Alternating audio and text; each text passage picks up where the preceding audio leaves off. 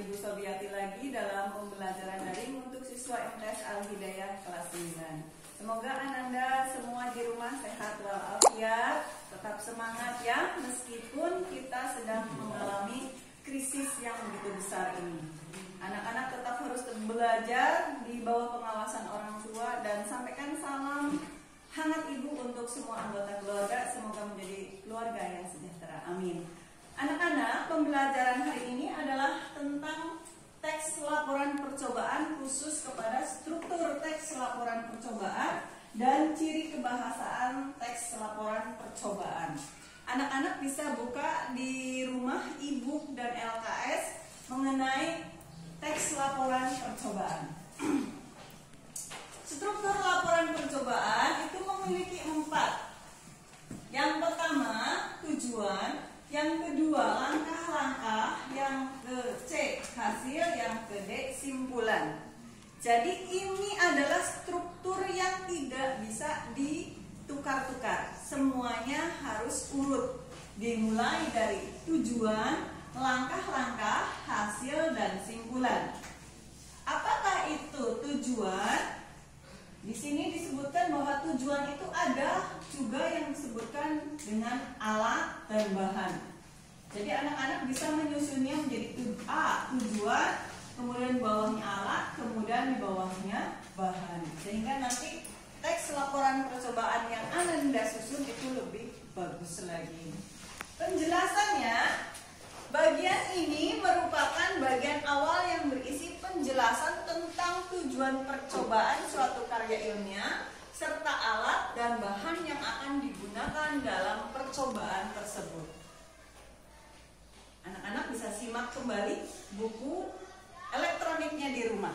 Yang berikutnya adalah B. Langkah-langkah ini berisi berbagai langkah-langkah percobaan karya ilmiah yang ditulis secara runtut. Runtut itu sistematis, tidak boleh diacak ataupun tersusun.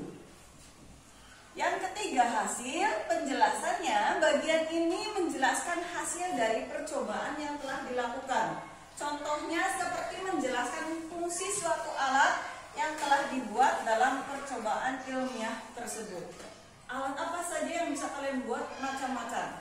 Semalam sudah Ibu share tentang contoh teks percobaannya. Kemudian yang D, simpulan, berisi kesimpulan percobaan yang telah dilakukan. Ibu ulangi lagi, struktur teks laporan ada 4. 1, tujuan. 2, langkah-langkah.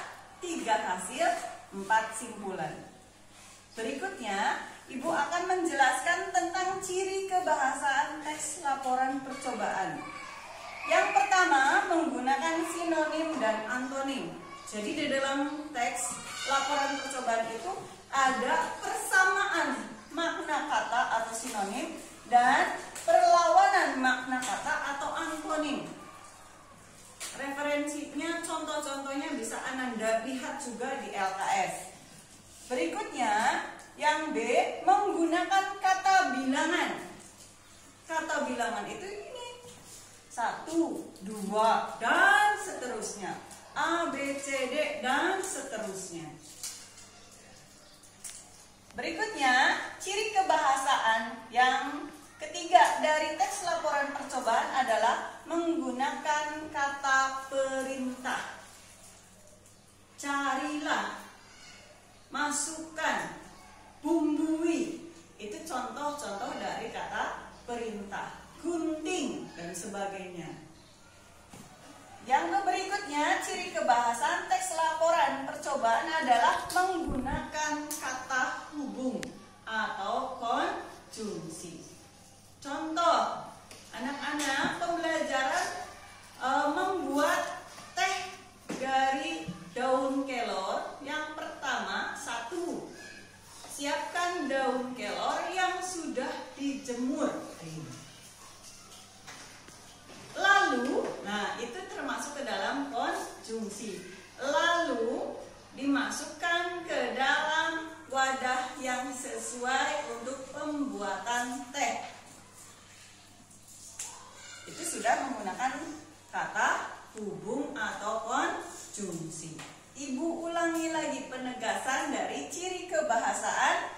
Teks laporan percobaan pertama menggunakan sinonim dan antonim, kedua menggunakan kata bilangan, ketiga menggunakan kata perintah, dan keempat menggunakan kata hubung atau konjungsi.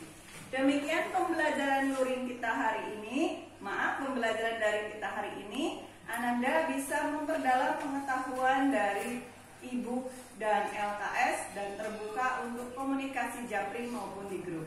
Wassalamualaikum warahmatullahi wabarakatuh.